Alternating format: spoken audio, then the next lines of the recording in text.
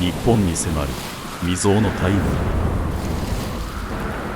それはモンゴル帝国による2度の日本侵攻。元寇。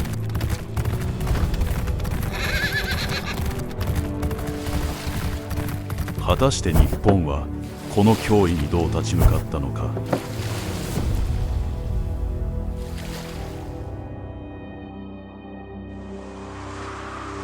1268年から1272年にかけて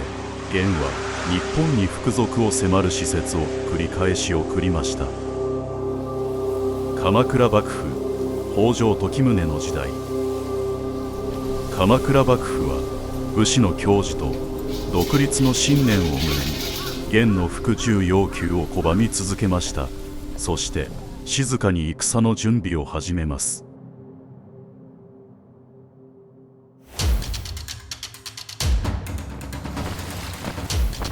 1274年、運営の役が始まります。対馬の島民たちは十分な備えもかなわぬまま突如押し寄せた猛虎軍を迎えることになりました。対馬守護代宗助国は数十名の兵とともに元軍に立ち向かいましたが、多勢に無勢で討ち死にし、多くの島民も犠牲になりました。壱岐では守護代平景隆が応戦したものの、圧倒的兵力差の前に敗れ、再び大きな被害を受けました。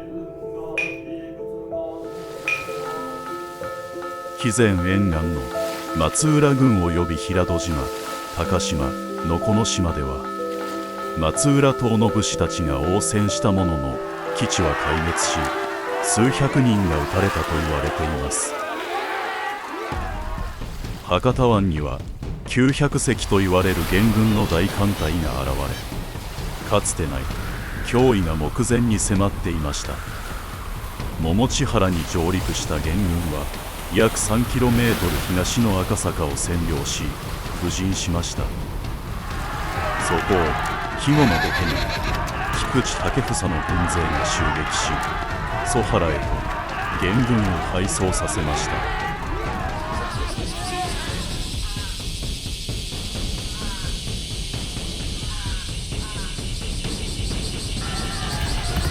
現在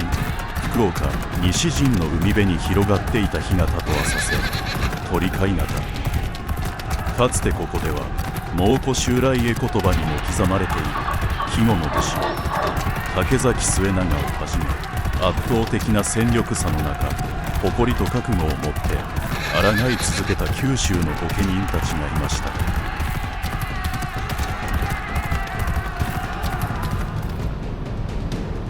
元軍は投石機、開会砲を戦場に持ち込みました。そこから放たれる炸裂弾、鉄炮や石弾、大きな轟音とともに鎌倉武士たちに迫るその威圧感は絶大でした。しかし実際の威力は限定的だったと言われています。元軍は短期間で一定の戦果を上げましたが、困難な補給、鎌倉武士の激しい抵抗、長期戦への不安などが重なり、わずか数日で博多湾から撤退しました。運営の役で対馬、壱岐や肥前沿岸の被害は深刻を極めました。多くの島民が命を落とし、集落は壊滅的な打撃を受け、捕らえられた人々も少なくなかったと伝えられます。博多湾でも激しい戦いが展開され、武士たちは命を懸けて応戦しました。この教訓から鎌倉幕府は防塁の築造や兵力の再配置を進め、異国警護番役を設置し、御家人を九州沿岸の警護に当たらせ、国を守るための備えを急速に整えていきます。元寇防塁は1276年3月からおよそ半年間、九州各地の御家人に築造を命じられました。西は今津、東は香椎まで博多湾の沿岸沿い、約20キロにわたり築かれ、そこを各地の御家人が警備しました。歩兵や騎馬兵の上陸を阻むために作られた防塁は分担地区ごとに構造が異なり、近くの山や海岸から運んだ石を用いて築かれました。その高さはおよそ 2.5 メートルから3メートルと言われています。それは再び襲来するであろう元軍に備え、国を守るために築かれた静かなる戦いの始まりでした。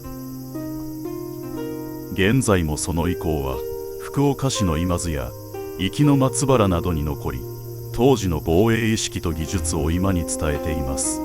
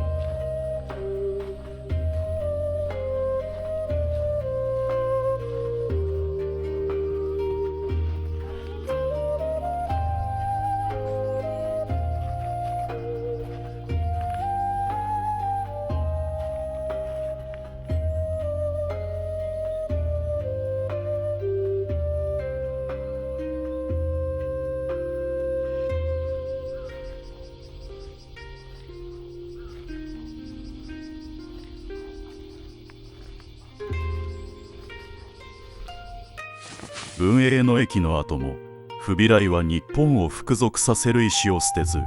1275年再び使節団を派遣しました。しかし北条時宗はこれを偵察の一環と考え、使節団を処罰し交渉を断ちました。その間も鎌倉武士たちは迫り来る次の脅威に備え、日々の鍛錬を怠りませんでした。そして1281年、再び戦いの時が訪れます。弘安の役、東路軍と江南軍の十数万の大軍が二手に分かれて日本を目指します。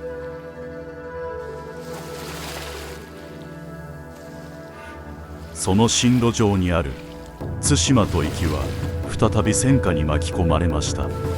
島の武士たちは果敢に防衛に当たりましたが、圧倒的な兵力の前に力尽き、島々は大きな被害を受けることになります。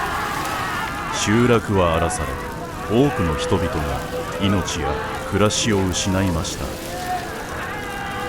元軍は再び博多湾に迫りますが、海岸線に築かれた元寇防塁が行く手を阻みました。上陸を断念した東路軍は陸続きの島鹿の島へと進軍。島を占領し、その周辺海域を一時的な軍船の停泊地として利用しました。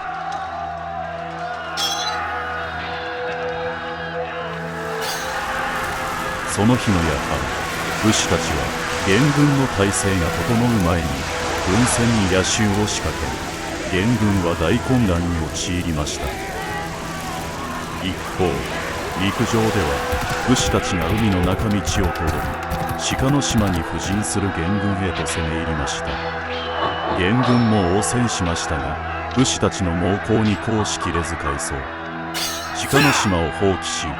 壱岐島へと撤退。長門に上陸した別動隊も反撃を受け撤退しました。江南軍の到着を待つことになります。一方、松浦党、園木、高木、龍造寺氏などの武士たちは数万の兵を率いて6月29日より壱岐の東路軍に対して総攻撃を開始しました。激しい戦闘の末、ついに東路軍は駆逐され、島を放棄。東路軍は江南軍との合流を図るべく平戸島へと移動を開始します。7月中旬から下旬にかけて江南軍の主力は平戸島周辺から高島へと拠点を移動。そこに東路軍が到着し、ついに両軍の合流が完了しました。元軍再び先陣を整え、日本への総攻撃を狙います。7月27日、高島沖に停泊した元軍の艦船に対し、集結した日本の軍船が攻撃を仕掛けました。戦は日中から夜明けまで続き、激しい海戦が長時間繰り広げられました。そして夜明けとともに日本軍は静かに引き上げていったと伝えられています。高島沖海戦わずか数日後、7月30日朝、突如として暴風雨が高島を襲い、停泊中の元軍の船団は激しい風雨に飲み込まれました。多くの艦船が沈没し、破壊され、元軍は壊滅的な被害を受けました。その数日後、台風により大損害を被った元軍は高島にこもり、武士たちの襲来に備えました。武士たちは海と陸の両面から総攻撃を開始します。海上では残った元の軍船を焼き払い、陸上では14万に上る元軍を徹底的に掃討しました。この戦いによって元軍は壊滅。ここに弘安の役は日本軍の完全な勝利として幕を閉じました。弘安の役の後も元は服属を要求する使節団を送り、3度目の襲来を企てていましたが、度重なる損失と国内の混乱、そして1294年に不備来藩が亡くなったことで、日本への再遠征は断念されます。一方、